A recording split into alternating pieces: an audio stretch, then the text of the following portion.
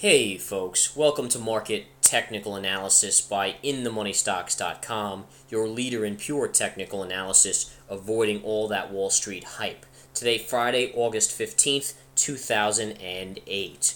Well, as we get into today's video, folks, I want to touch on a few key trend lines and support and resistance points like we did yesterday. And I really want to touch on the market and the activity we're seeing in the market that could be telling us there may be a certain type of movement in the markets next Monday or Tuesday.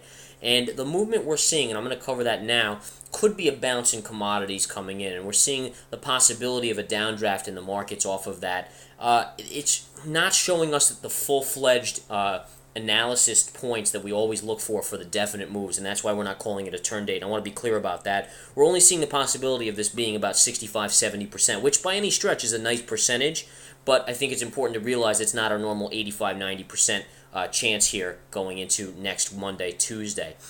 So just keep an eye on that, all right, guys, that we do see a little bit of a chance of a rally. There's a lot of pointing signs here showing that the commodities themselves may bounce pretty strong. As you saw gold get hammered again today. Oil was down, though it closed off the lows. And again, the markets were basically flat on the day. Now, yesterday we had talked about a neutral position in the markets, and we had kept that for now about 2 days. And yeah, that's basically what you had in the markets today. It was a mixed market, very light volume on a Friday in August, and that's always the way it is. And you should always anticipate Fridays and Mondays, unless there's some strange news out there in the markets, being very light in August. It's just the way it is as people extend their weekends before kids go back to school, the traders go back to work, and so forth. So today we saw the Dow trading up about 44 points. The Nasdaq was down 1.5.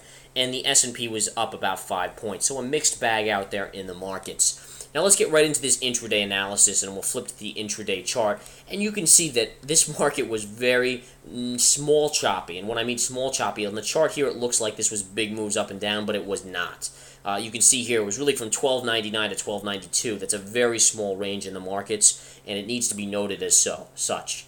All right, so you can see right here is that we stayed in a very tight range all day with a little bit of movement up and down, but for the most part you can see just staying in the range, up, down, and very little action outside of the small, tight range today. You had an up move, a down move, an up move, follow a down move, and it was all within a tiny point range. So in any case, that's what happened today. 1.47 million contracts, extremely light. I can't stress that enough. So a pause day in the markets. We'll see what happens Monday, but a few things I do want to point out is that you had the Goldman Sachs negative today, down about $3, $3.50. And that's usually a leading indicator, and we've been noticing that as being a little bit of a problematic sign over the last couple days as I'm waiting for my chart to come up here. So we'll keep that in mind. There's our chart on Goldman, folks. So just what I'm showing you here is just something that we're noticing that we do not necessarily like in this market, all right? So keep that in mind right now. Just taking a look at Goldman. Goldman, ever since the downgrade a few days ago, has really gotten hammered and had no chance of a bounce. You saw a little bit of an updraft yesterday off of a big move down. You can see the move down here on Goldman. I had a little pause day and then resumed the downdraft today. So what we really want to focus in on Goldman is, does it take out this line here? All right, now notice how this line is approximately matching up with the support line leading all the way over here. All right, you can basically see that, right? So right in this range, you have Goldman trading down into support. Now, if Goldman breaks the support, especially as a leading indicator, it does make us worry that the market could be setting up for another downdraft, possibly Goldman going down as low as this 150 range. Now, we all know that the financials and gold and oil and the dollar are some of the key levels in this market that we need to watch, and that is important. The other thing I brought up here is the XLF on the daily chart. Now, the XLF on the daily chart is a little bit on the bearish side. Notice how we came below the 50 and the 20 moving averages, which are right here, and are joining, and then you've had an updraft.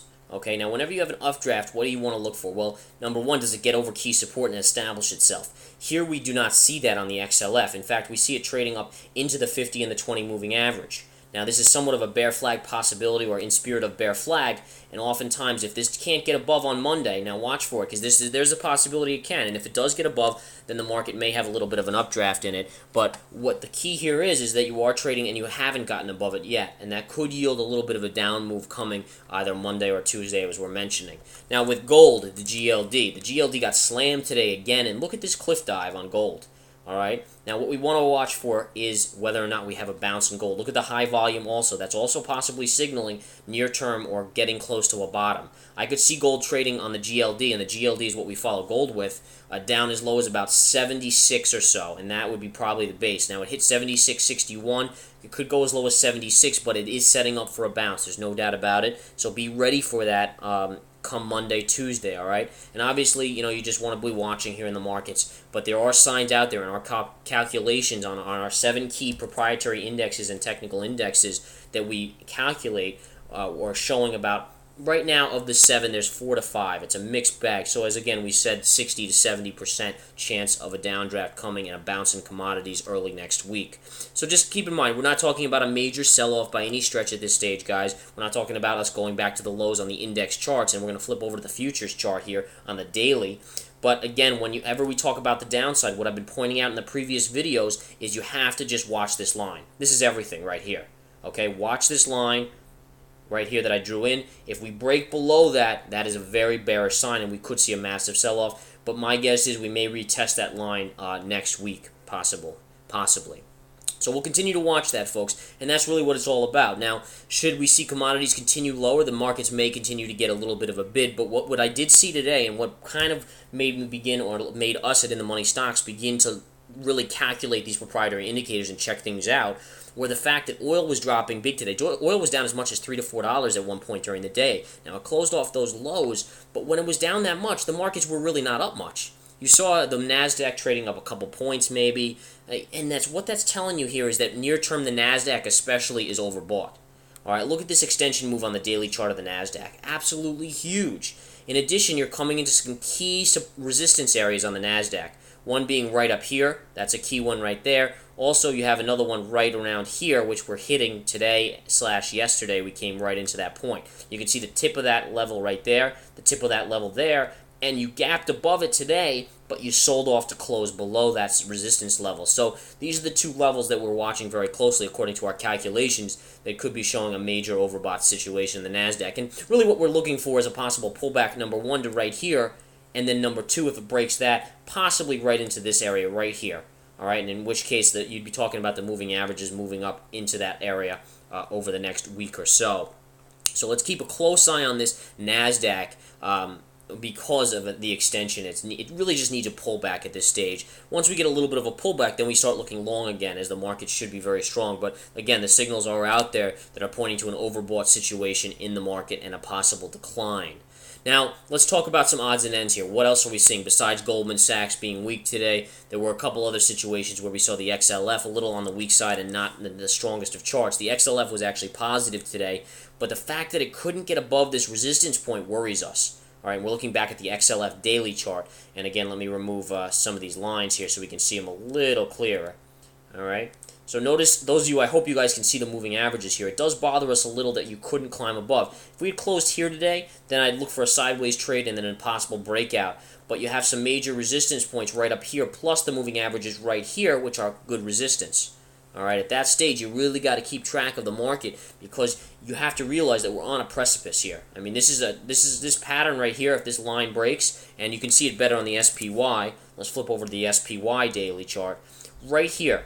All right, draw the line from the low and just right up. And this you can calculate. We can use all our proprietary calculations. This point right here, where my cursor is exactly that point that's so key in this market. And the calculations are showing that. Okay. One other thing that I want to show is the lighter volume. That's the only negative here on this updraft is that starting in late July, early August here, and leading towards the end of August, it's not always a good thing to see the market come off the lows like this on the light volume. Come September, if we had seen a move up on heavier volume, that's really what we want to see before a little bit of a pullback. So in any case, folks, the one thing I would say again, and just keep this in mind, folks, is that the 60 to 70% is not by any stretch the one we like to see. We like to see it when it's 85, 90%, but there's definitely a few indicators out there showing that a commodity bounce is on the horizon soon, and in addition, you may see the market come off their highs, which would make sense. I mean, let's face it. You have the market sell off. That's probably due to a commodity rise as the markets have rallied on the commodity fall. All right, so keep that in mind. The other thing we want to touch on is Apple. Apple was down again today. We saw Apple being weak yesterday, sold off nicely, and we'll continue to watch for that, folks. Alrighty, guys, keep that in mind, folks. Look to next week. The other thing I'd like to mention before we go is to come join the chat room and the swing trade alerts. And also, we are looking to do one more webinar on a weeknight, possibly mid to late next week before the new website launches. And I do encourage all of you that can take it. Definitely, the new website will be amazing. You'll have screen named logins. There'll be a lot of fantastic new products on the new website for you all to check out. But the one thing I would say is if you're going to take the webinar, being a good Samaritan here, the price will be higher on the new website. And I do encourage those of you that have been loyal viewers of our YouTube videos to take advantage of it. So when we do post the new date, if you were going to take it, you might as well take it before it, and I do encourage you to do that. All right, so we hope to see you at the next webinar, and I'll let you guys know the date on Monday if it's going to be, and after that, we will touch base and see with what everything is going on Monday and how Monday's trading goes. Have a wonderful day, folks. We'll see you then.